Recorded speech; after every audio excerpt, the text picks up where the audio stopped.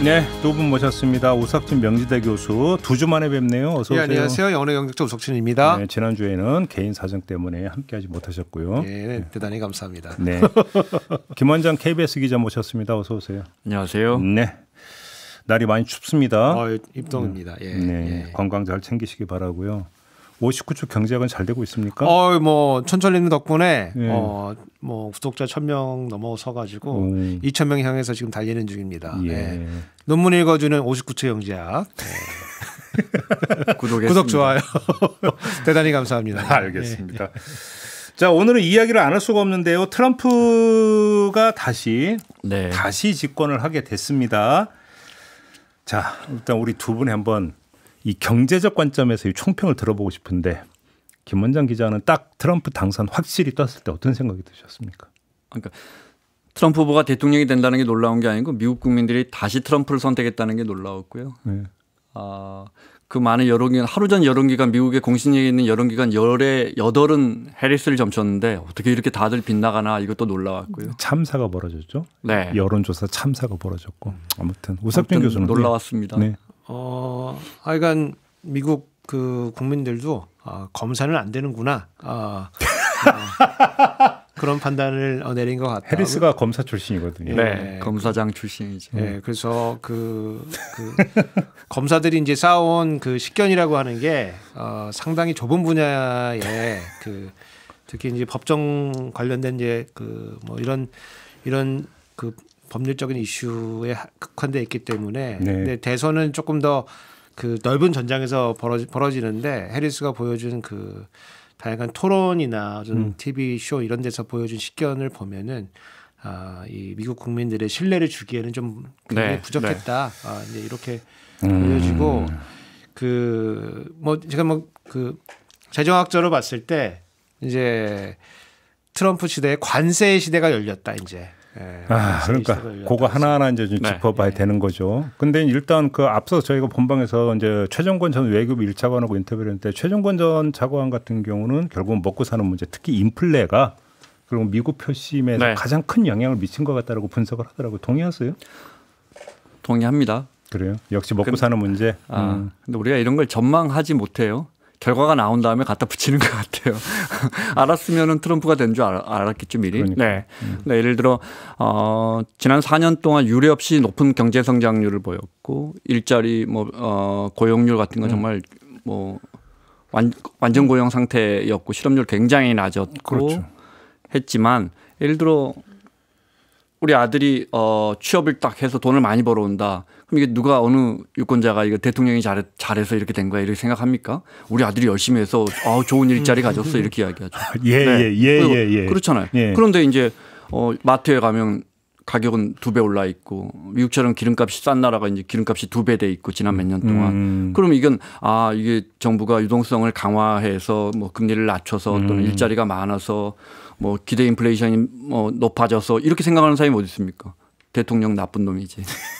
그러니까 그 굉장히 중요한 말씀이신데, 저희가 경제는 지표가 아니다 심리다 이런 얘기를 가끔 하거든요. 그렇죠. 이런 얘기를 하는데, 지금 지표상으로 봤을 때 사실은 바이든 이 집권 내에 그렇게 나쁜 건 아니에요, 사실은. 그리고 그 인플레이션 시대가 올 거라는 거는 코로나 시기 지나면서 우리가 대체로 이제 기대는 했었는데, 지금 잘 정리가 되고 있는 이런 편이거든요. 1980년대 초반하고 비교해 보면은 잘 정리가 되고 있는 편인데, 그럼에도 불구하고 이 심리적인 요인이 굉장히 중요하다. 이제 이런 게 보여줬던 것 같고, 요거 이제 우리나라에 비춰서 보면은 지난 이제 국정감사 10월 달에 기재 국정감사, 그리고 어저께는 또 예산 관련된 상임이 있었는데, 다들 경제 관료들 나와서 다 지표가 우리 좋다 이제 이런 얘기 했거든요.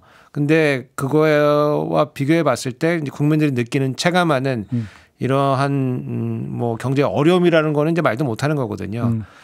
시사점이 있다. 그래서 너무 지표만 가지고 내세울 건 아니다. 이제 그런 걸 좀 느꼈습니다. 예. 그러니까 멀리 갈 것도, 우리 총선 때도 그러니까 이른바 대파값, 그게 표심이 엄청나게 미쳤다라는, 국민의힘 백서에도 그게 들어가 있으니까 더 얘기할 게 없는 것 같고요. 이제 앞으로를 이제 짚어야 되는 거 아니겠습니까?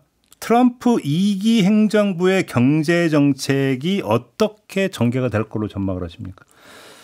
제가 다른 프로그램에서 KB증권의 중국의 애널리스트 분이 이런 말씀하시더라고요. 그저께 밤에 중국 정부는 누구가 되기를 원할 것 같냐?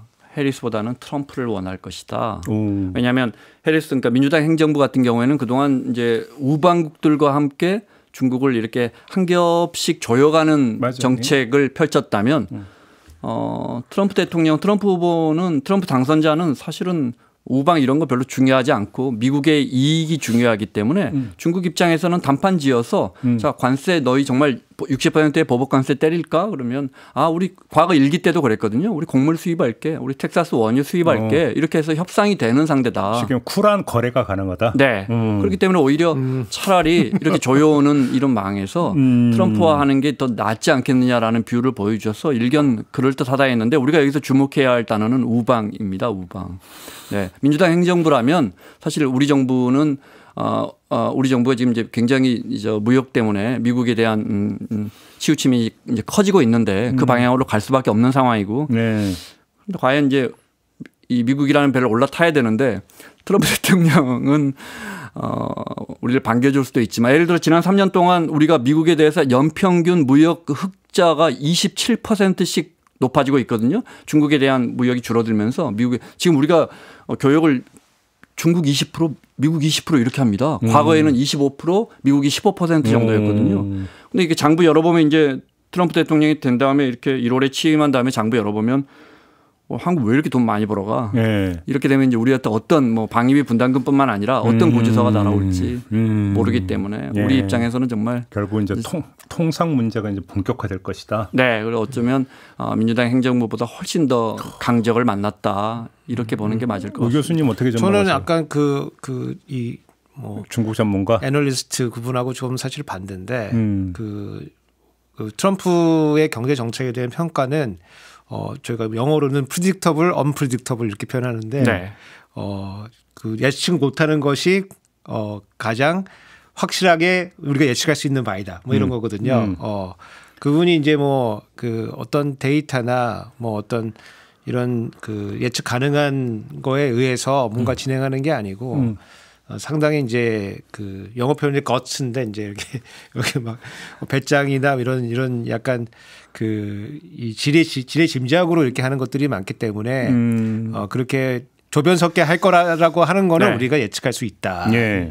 그것이 이제 확실하다는 거고 그다음에 그 많은 경제학자들이 되게 우려했던 바는 그 뭐 예를 들어서 23명의 뭐 미국의 이제 노벨 경제학상을 받은 그 경제학자들이 다 해리스를 지지를 했는데 그런 경우가 많지는 않아요, 사실은. 예, 많지는 않아요. 노벨상 경제학상 네. 받은 네. 모든 사람들이 다 해리스 지지했어요.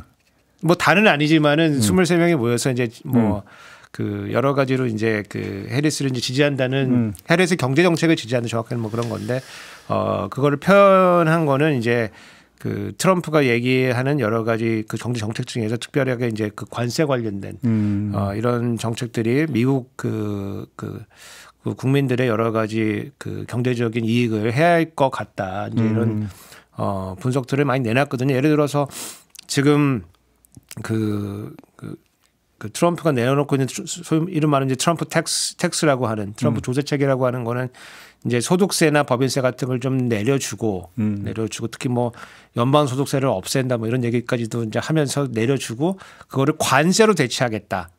관세로 대체하겠다. 이런 거고 관세를 이제 뭐 일반 관세, 일반 모든 보편 관세 그거를 이제 한 10%나 20% 정도 수준으로 다 매기고 거기에다 중국에는 추가적으로 60%까지 수준이 갈 수 있게 그렇게 하겠다라고 하는 거를 공언을 하고 다녔어요.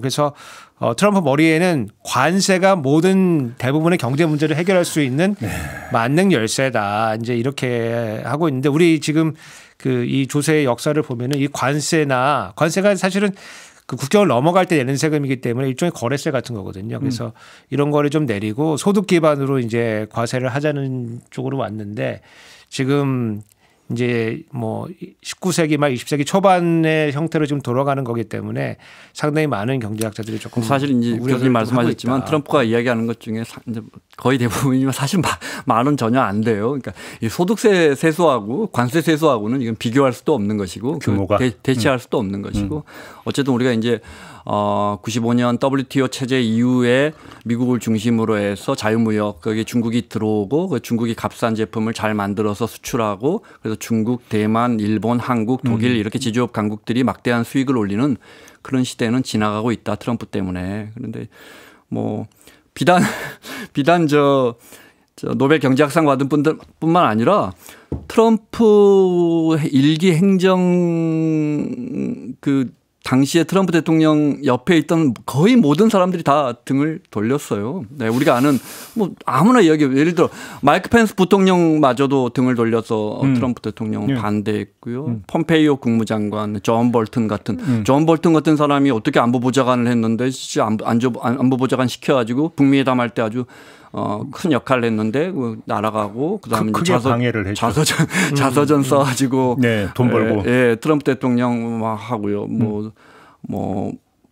저 맥메스터 안보보좌관 역시 마찬가지였고요. 제 기억에 남는 사람들도 국방장관, 국무장관, 심지어 백악관 대변인까지 다 트럼프 대통령에게 당시에 등을 돌려서 이번 대선에서 반대했거든요. 그것 자체가 트럼프라는 인물이 얼마나 불확실한 인물인가 그것을 나타내 주는 것 같고요. 네. 시장도 지금 뭐 우리가 예측하는 거하고 저는 뭐 굉장히 다르게 갈 거라고 생각하고 당장에 어제 미국 국채 값은 정말 폭등을 거듭해서 급기야 10년물이 지금 4.4%입니다. 그러니까 쉽게 설명드리자면 우리나라 정부가 어디 가고 돈 빌릴 때 3.0 정도에 빌리는데 3.3% 정도에 미국 정부가 4.4%의 돈을 빌린다는 게 이게 정말 희한한 우리가 아파트 담보대출이 지금 3% 후반입니다. 그러니까 보통 사람이 가고 3% 후반에 돈 빌리는데 미국 정부가 4.4의 돈을 빌린다는 건 뭐 여러 가지를 반증하는데 예를 들어 트럼프가 되면 그만큼 돈을 많이 풀 것이다. 채권 발행이 많이 늘어날 것이다. 인플레이션이 많이 발생할 것이다. 라는 걸 반증하는 거거든요. 네. 예측 얘기가 나왔으니까 대외경제정책연구원의 전망이 나온 바가 있어요. 트럼프가 되면은 최대 60조의 손실이 날 것이다. 네, 입장에서. 네. 이런 전망이 나오는데 일단 동의하세요, 이 전망이요? 많이 어려워질 겁니다. 그러니까 그 말은 우리 정부가 1대1 단판을 지어야 하는 사안이 그만큼 많아질 것이고 반면에 뭐 단판만 잘 지은다면 이 파고를 헤쳐갈 수 있겠지만 쉽지 않을 것이다라는 걸 말하는 것이고. 그래요? 네. 이제 중국에 대해서는 꽉 막아버릴 가능성이 높고 물론 이제 일기 행정부 때도 단판 지어서 합의는 됐지만 관세율은 분명히 높아질 텐데 예를 들어 지금 말씀하신 보편 관세 10% 한다고 했다가 8월부터는 또 갑자기 20%로 하겠다고 해서 그러니까 이제 기본 관세를 그렇게 깔고요. 그다음에 상호 무역법이라고 해서 이제 피터 나바로가 할 것 같아요. 그죠? 피터 나바로라는 원래 저 UC 얼바인 교수였는데 이제 일기 행정부 때 경제 책사라는 거 아닙니까? 매우 많이 과격해졌거든요. 심지어 그 의회 난입 사건 때 개입된 그 기소돼 가지고 깜빵 갔다 교도소 갔다가 출소했어요. 근데 이분이 이제 또 이게 상호 무역법 만들어 가지고 관세 비교해 가지고 한국이 우리가 지금 관세율이 한 12.5% 평균 관세율이 미국이 한 3.5밖에 안 되는데 니네 왜 이렇게 관세 많이 받아? 관세 그만큼 더 때릴게. 뭐 이렇게 할 거란 말이에요. 그러니까 이런 것들이 우리 교역에는 상당한 현실적인 장애가 될 겁니다. 그럼 한미 FTA 협정은 뭔데요? WTO라는 자체가 크게 흔들릴 거기 때문에. 네. 예. 그러니까 뭐 그 기존에 했던 이런 약속들은 이제 뭐 손바닥 뒤집듯이 그냥 금방 뒤집을 수 있다는 게 우리가 트럼프 경험해 봤으니까 이제 우리가 알 수 있을 것이고. 그러니까 이제 그 어저께 이제 오늘 아침인가 어저께인가 그 트럼프가 이제 그 나와서 이제 첫 번째 이제 제가 이제 승리한 그 스피치를 할 때 그게 이제 뭐 트럼프 구호 이제 마가잖아요. 네. 예, Make America Great Again. 다시 위대하게. 그건데 과연 미국이 위대해질 것인지는 이제 또 다시 한번 4년 지나봐야지 이제 알 것 같은데 그 우리나라 관련해 가지고는 그 지금 굉장히 이제 협상력이 좋은 사람이 대통령이 된 거기 때문에 네. 과연 우리 대통령은 그거에 맞설 지금 준비가 돼 있는 거냐. 예. 그런 능력과 자질이 지금 있는 거냐. 그렇죠. 이게 사실은 우리 국민들의 걱정은 거기에 있을 것 같아요. 그래서 좀 이따 결론 삼아서 한번 얘기를 하고. 그래서 참 어려울 수가 있겠다. 우리나라가 근데 처지가 이렇게 궁금할 수 있겠다. 관세 장벽을 두텁게 쳐버리면 수출로 먹고 사는 우리나라 같으면 타격이 더 큰 거 아니에요? 기본적으로 이제 우리는 이게 뭐 부품 같은 거 만들어서 중국에 수출하면 중국이 그거 이렇게 잘 완제품 만들어서 미국이나 유럽에 수출하는 구조였는데 중국을 막아버리면 일단 이런 게 쉽지는 않을 건데. 그렇죠. 뭐 대표적으로 지금 반도체 지원법이라고 칩스라고 하잖아요. 칩스 반도체 지원법 또는 반도체 과학법 이렇게 부르는데 그 이제 여러 가지인데 안보 우려국이라고 표현하지만 사실 중국이잖아요. 거기에 이제 확장 투자 10년간 하지 마라. 거기 이제 뭐 또 증설할 수도 없고 핵심은 이제 첨단 설비를 갖다가 설치하지 마라. 근데 반도체라는 건 계속해서 업그레이드가 되는 그렇죠. 산업인데 그렇죠. 근데 지금 이제 우리는 그 특정 국가로 지정이 돼서 1년에 한 번씩 미국이 허가를 해줘요. 지금 허락을 받고 있어서 첨단 설비를 중국의 우리 이제 삼성전자나 하이닉스나 뭐 시안이나 다렌 이런 데 다 후공정도 있고 뭐 낸드도 있고 공장들이 다 있는데 첨단 설비를 미국에 허락받고 갖고 가고 있단 말이죠. 근데 이것도 참 철수하기도 어렵고 매해 허락을 받고 하자니 뭐 시장 전망도 할 수가 없고 우리 기업들 입장에선 자 그래서 이제 나온 게 이제 미국에 공장 지으면 보조금 줄게 그렇죠. 이런 거죠. 그래서 삼성은 이미 텍사스에 파운드리를 이미 5월에 착공해서 짓고 있고 요것만 22조인가 그래요. 그래서 수십조 원을 투자할 건데 하이닉스 마찬가지고 그렇게 해서 돌려받을 돈이 보조금 준다는 당근으로 갔거든요. 이게 9조 원이에요. 삼성전자만 해도. 네. 근데 이제 트럼프 후보가 유세하면서 10센트도 줄 필요 없다 이렇게 이야기했거든요. 그 왜 주느냐? 내가 교수님 말씀하신 것처럼 관세 높이면 수출 안 되니까 우리나라 들어와서 미국 들어와서 공장을 자연스럽게 지을 건데 바이든 행정부가 왜 이렇게 우리 국민들의 세금을 삼성전자나 하이닉스나 TSMC 같은 데 나눠주느냐 이렇게 말했기 때문에 예. 그 TSMC한테는 이 사람들 공장 짓고 미국 거 다 가져가 버릴 거야. 뭘 가져간다는 건지 모르겠어요. 공장을 들고 간다는 건지. 그날 TSMC 주가가 하루에 8% 폭락했거든요. 8%요? 그때 우리 경제신문이 분석했던 건 트럼프 후보가 그렇게 말하지만 미 의회가 있기 때문에 법을 바꿔야 되기 때문에 약속한 보조금을 다시 안 주기는 어려울 거다 했는데 지금 상하원 다 공화당이 될 가능성이 높거든요. 그런데 문제는 그 해당 그 현지 공장 주의 상원의원 네, 이런 네. 사람들이 또 그러니까 좀 움직일 수는 있지 않습니까? 좋은 지적입니다. 그러니까 지금 인디애나나 텍사스나 우리 기아차가 가는 조지아주나 다 공화당 우세 지역이기 때문에 거기서 우리 공장들이 잘 안 돌아가면 공화당이 힘들 거예요. 힘들 건데 그래서 어딘가 협상을 할 텐데 협상이라는 건 우리에게 더 많은 걸 달라고 하는 거잖아요. 근데 정부는 많은 걸 기브 앤 테이크 할 수 있는데 기업은 많은 걸 주고 나면 수익이 안 남아요. 공장을 그렇죠. 돌릴 수가 없단 말이죠. 그런데 그렇죠. 그 칩스법을 보면 자세히 보면 뭐 예를 들어 첨단 공정은 다 미국 공장에서 해라. HBM 뭐 3, 2, 뭐 8단 이런 건 다 미국에서 만들어라. 이런 거. 미국의 군수 제품에 기술 제공해라. 그럼 이제 그 기술 제공해서 제품 납품을 했을 때 들여다보고 이게 뭐 미국 기업 인텔이나 뭐 마이크론 같은 데다가 그게 뭐 지나친 우려일지 모르지만 이런 것부터 시작해서 심지어 초과 이익 공유 조항이 있어요. 돈 많이 남으면 미국 정부와 공유해. 뭐 이런 조건들을 심지어 공장 지을 때 미국산 철강 제품 써. 이런 조건들을 다 지켜야 그 보조금 딸랑은 아니죠. 큰 돈이지만. 그거 우리나라에서 논란돼서 사회주의라고 막 욕하고 그랬는 건데 초과이익 공유제. 그렇지 않나요? 그건 미국이 하고 있다고요, 그거를? 그러니까 네. 그러니까 그걸 다 지키면 준다는 보조금조차 우리 울며 겨자 먹기로 인건비가 싼 나라도 아닌데 우리 기업들이 가서 투자를 막대하게 할 수밖에 없거든요. 그 배에 올라탈 수밖에 없는데. 네.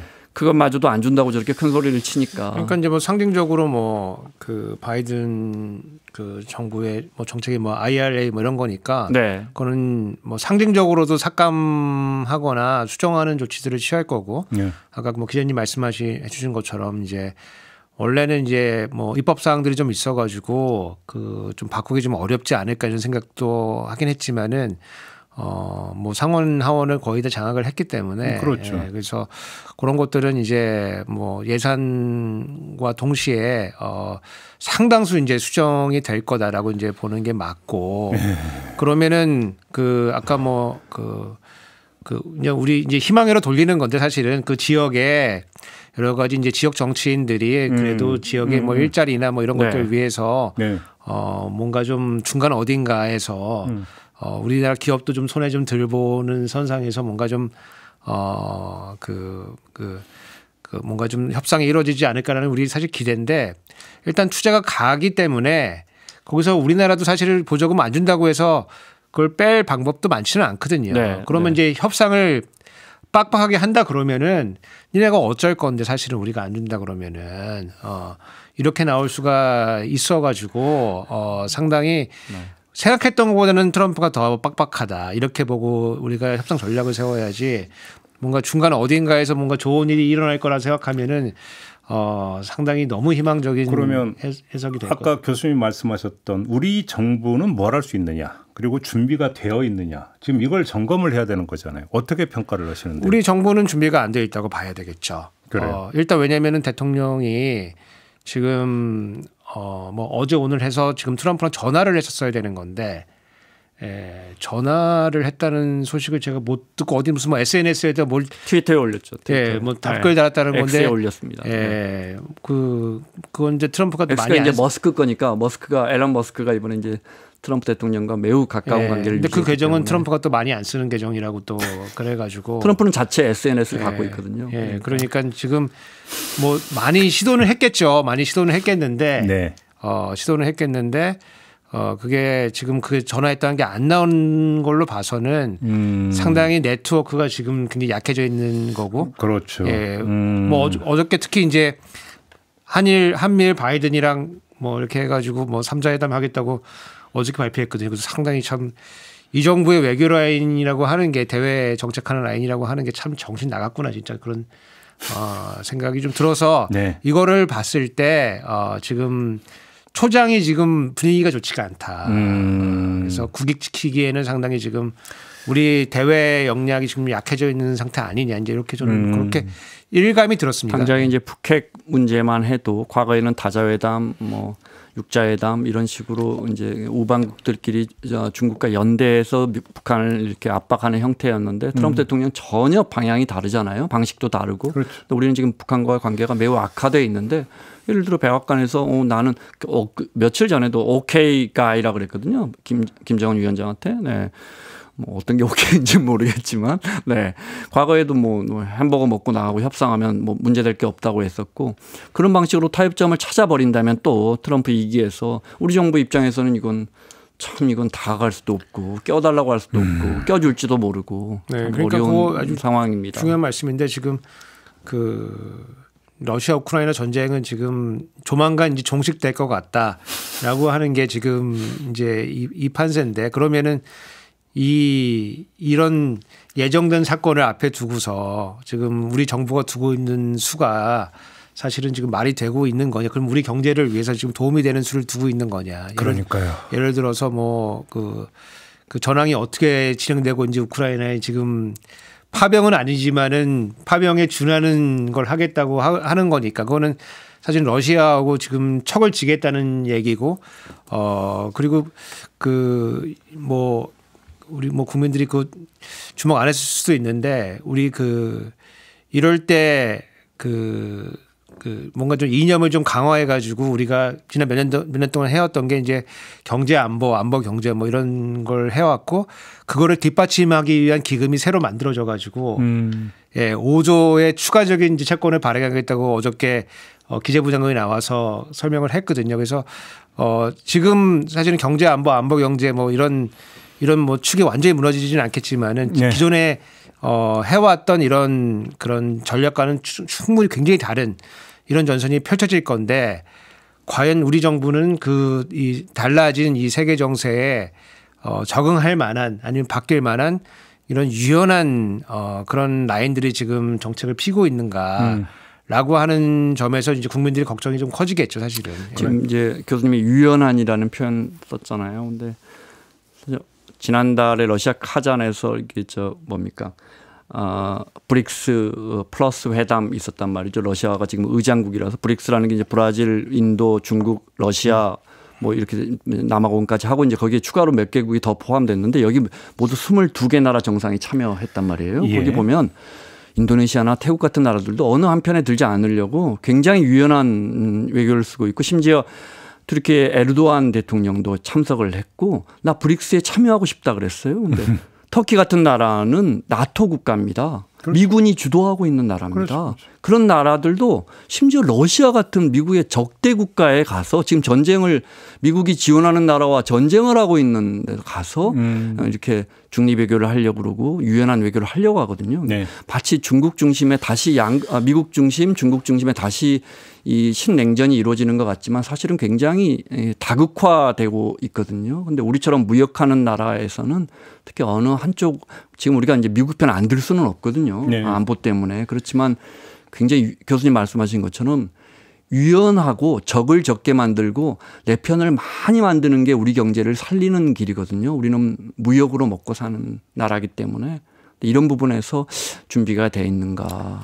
그러니까 저는 이제 국익과 국가 이익과 정권의 이익이 지금 정렬이 안 되는 시기가 지금 오는 것 같다 이런 생각이 좀 듭니다. 그래서 그럴 때 이제 그 정권을 담당하고 있는 그 통치자 포함해서 이제 여러 세력들이 중요한 결정을 잘 내려줘야 되는데 지금 뭔가 좀 약간 교조적으로 아니면 이념적으로 사로잡혀 가지고 이 결단을 잘못 내리게 되면은 국익에 굉장히 큰 손상을 줄 수가 있기 때문에 큰 걱정이 되고 저는 이제 그 어떤 생각들을 하냐면은 우리나라 같은 경우는 그 사실은 외교 관리들보다는 외교 전문가들보다는 경제 전문가들이 훨씬 더 풀이 좀 좋은 편이라고 좀 봐요. 북한은 반대로 그 능력 있는 사람들이 외교를 많이 해가지고 북한의 외교는 또 경제팀들보다는 훨씬 더 좋은 사람들이 많이 가 있거든요. 그래서 북한 외교가 보면은 의외로 굉장히 좀 놀라운 수준을 많이 그 국력에 비해서 놀라운 수준을 많이 두고 우리나라는 국력에 비했을 때 그 외교적인 선택이라고 하는 게 굉장히 좀 이상한 수준을 많이 두는데 지금 이 시점이 굉장히 그런 약한 점들이 지금 취약한 점들이 좀 노출되는 시점 아닐까라고 해가지고 굉장히 좀 걱정을 좀 많이 하고 있습니다 지금. 근데 무슨 뭐 이념에 매몰돼 있니 준비가 돼 있니 이런 걸 떠나서 지금 처지가 지금 이러니 대통령의 처지가 지금 뭐 1시간 남았네요. 예. 주변을 둘러보고 뭐 할 지금 처지가 아니라 내 코가 석자인 상황 아닙니까? 중요한 경제에서 어느 중요한 순간 아닐 때가 있고 또 우리처럼 가운데 낀 나라가 강대국 사이에서 어렵지 않은 상황이 어디 있었겠습니까? 그런데 네. 지금 이런 상황에서 예를 들어 제가 아까 반도체 말씀드렸지만 배터리만 해도 우리 전기차 배터리가 굉장히 잘 나가고 있단 말이에요. 근데 이제 중국에 아시는 그 CATL이라는 회사가 이제 한 3분의 1을 차지하고 있고 나머지 이제 비아드, 그다음에 이제 LG 에너지 솔루션, 그다음에 SK온 그 3, 4위 업체, 세계 3, 4위 업체가 다 우리 기업들입니다. 근데 이제 중국을 꽉 묶어버리면 바이든 행정부에서는 전기차 중국산 전기차 뭐 관세 100%로 5월 달에 올려버리고 그랬거든요.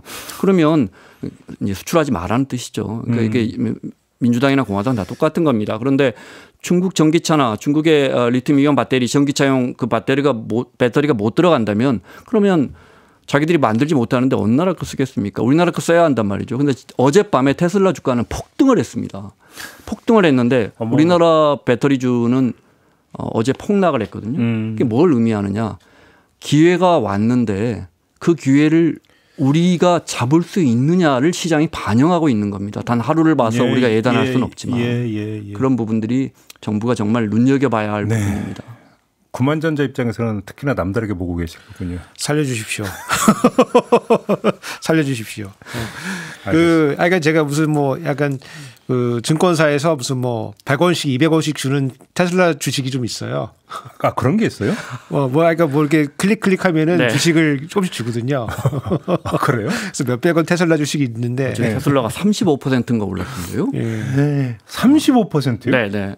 미국은 상한가 이런 게 없거든요. 네. 네, 어쨌든 뭐 참 그 세계 정세가 굉장히 이제 많이 변할 거고 그 다음에 그 정치 지도자들이 빡빡한 사람들이 이제 올라서고 있기 때문에 네. 우리 지도자도 조금 각성할 필요가 있다. 알겠습니다. 이거 촉구하겠습니다. 예. 이걸 좀 결론으로 내리고 시간이 좀 많이 흘러서 지금 저희가 이제 상법 문제가 또 이제 정치 이슈화되고 있는 조짐이 있어서 요거 좀 이제 짚어야 되는데 지금 시간이 많은데 오늘 일단 좀 조금 짧게만 짚고 다음 시간에 좀 더 정밀하게 짚었으면 좋겠는데 일단 이게 좀 어려워요. 일단 우석준 교수님이 지금 민주당의 상법 개정안을 발의했잖아요. 좀 정리 좀 해서 어떤 내용입니까 이게? 그러니까 이게 지금 금투세 지금 뭐 사실은 민주당에게 한동훈의 공격을 받은 거죠. 사실은 한동훈 대표의 공격을 받아가지고 뭐 어쩔 수 없이 지금 뒤로 물러서게 된 이런 모양새니까 폐지 결정을 했고 폐지 결정을 하면서 뒤로 물러서게 됐고 그거를 이제 보완하는 책으로서 니네가 이제 밸류업을 주장하니까 그러면은 근본적으로 밸류업에 대한 얘기를 한번 해보자라고 해서 시장이 우리의 자본시장이 굉장히 지금 혼탁한 상황이고 이 혼탁한 이유 중에 하나가 지배주주가 소액 다수주주들을 핍박한다. 그 소액 다수주주들의 그 이익과 반대되는 결정들을 하게 되니까 이것들을 조금 그 통제할 수 있는 방안을 몇 가지를 얘기를 했는데 민주당은 이제 이게 코리아 부스트업 5대 프로젝트라고 했는데 그중에 대표적인 게 이제 이사의 충실 의무 뭐 예컨대 독립이사 의무하고 감사위원 선출하고 뭐 이런 한 5개 정도를 냈는데 이 중에 가장 쟁점이 되고 있는 거는 이제 이사의 충실 의무다. 충실 의무. 이게 상법으로 따져보면 상법에 382조의 3입니다. 이사의 의무가 돼 있는데 보통은 주주는 회사와 관계를 맺고 이사는 회사와 관계를 맺고 해서 회사가 그 이사한테 이제 위임을 주고 있는 위임 계약을 이제 맺고 있기 때문에 우리나라 대법원하고 법상으로는 그 판례를 보면은 이제 이사와 주주와의 관계는 지금 끊어져 있는 상태입니다. 암묵적으로는 회사를 통해서 연결되지만은 명시적으로 지금 끊어져 있어요. 그래서 요거를 연결시키는 그래서 이사도 회사뿐만 아니고 주주에 대해서도 충실 의무를 져야 된다라고 하는 조항을 수정하는 이제 그 안이 지금 들어가 있는 그러면 간단히 얘기를 하면 이사가 뭐 업무를 해태하거나 뭐를 잘못해서 그러니까 손실을 끼쳤으면 주주도 이래서 소송을 건다든지 이런 게 이제 가능해지고 주주가 책임을 물을 수 있는 거죠. 책임을 물을 수 있는 길을 열겠다. 예를 들어서 이제 우리 이 상법 관련해 가지고는 가장 유명한 판결이 2004년도의 대법원 판결인데 이 동방 페레그린이라는 건 증권사가 있었어요.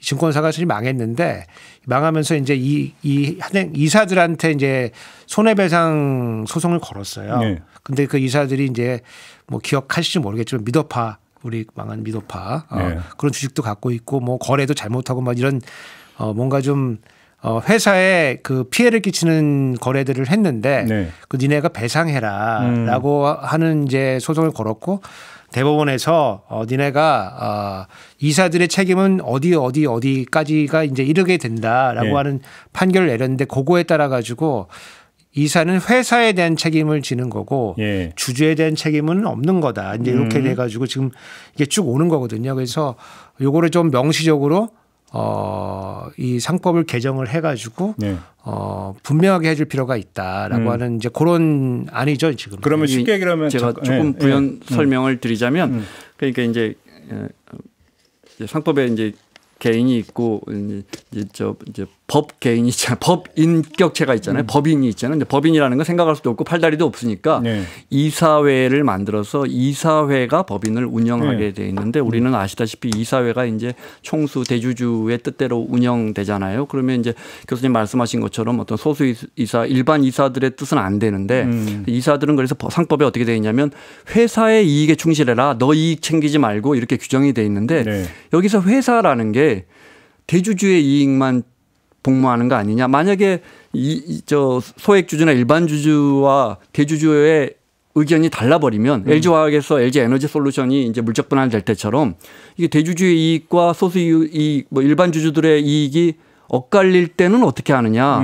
그래서 회사의 이익에도 충실하고 주주의 이익에도 충실하게끔 그 한 문장을 고치자는 겁니다. 그러니까요. 예, 윤 대통령도 올 연초에는 그 상법 개정을 하자고 했고 이복현 금감원장도 자기 개인의 입장이라고 말했지만 주주에 대한 충실 의무 조항은 반드시 고쳐져야 한다라는 입장을 냈었었죠. 그런데 지금 정부 야당은 반대하고 있잖아요.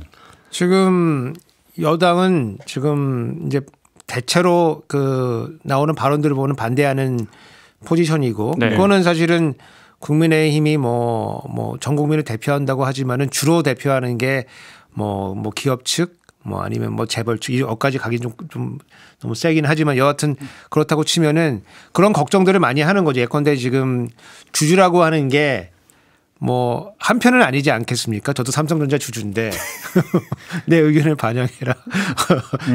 난 이재용 회장의 의견과 다르다. 뭐 이렇게 다 반영해 줄 수 있는 건 아니기 때문에 뭔가 그 주주들의 의견이라는 게 굉장히 이제 다양하게 이제 표출될 건데 이게 그렇게 되면은 이게 소송에 이제 그 이사들이 그 위험에 노출이 되기 때문에 중장기적인 결정은 못 내릴 거 아니냐. 아니면 단기적으로는 우리가 손해를 보지만은 그러니까 여기서 소액주주 몇 명이 소송을 내면 또 저기서 소액주주 몇 명이 또 소송을 내기 남발이 될 수 있는 거 아니냐. 남발도 될 뿐만 아니고 더 중요한 거 그러니까 우리가 뭐 소송이 뭐 무서워가지고 뭐 사업을 못 하겠습니까? 다만 중장기적인 중요한 결정을 내려야 되는데 네. 단기적으로는 우리가 손해볼 수가 있다. 네. 그래서 일부 주주는 손해볼 수 있지만은 전체적으로는 이익을 볼 수가 있는데 근데 이게 이런 식으로 이제 소송이 남발하게 되면은 이사들이 이제 그런 결정은 못 내리게 된다라고 하는 이유로 이제 예컨대 국민의힘 정책위 의장 같은 경우에는 지금 반대 의사를 지금 표출을 했죠. 근데 지금 당대표가 지금 한동훈 대표가 좀 약간 그 느낌상 약간 바지 같은 느낌이 조금 있는데 실권이 좀 없어 보이는데 과거에 법무부 장관 시절에 그 당시에는 이제 민주당의 이제 이용우 의원이라고 이용우 의원이 상법 개정안 요거 관련해서 전문가시죠. 발표를 그 개정안을 냈어요.